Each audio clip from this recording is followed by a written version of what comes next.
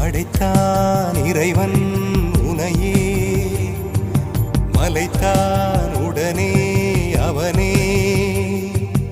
அழகை படைக்கும் திறமை முழுக்க உன்னுடன் சார்ந்தது, என் விழி சேர்ந்தது. விடிய விடிய மடியில் கிடக்கும் பொன்வினை உன்மேனி மீட்டட்டும் என் மேனி. விரைவினில் வந்து கலந்திடு, வீரல் பட மெல்ல காணிந்திடு.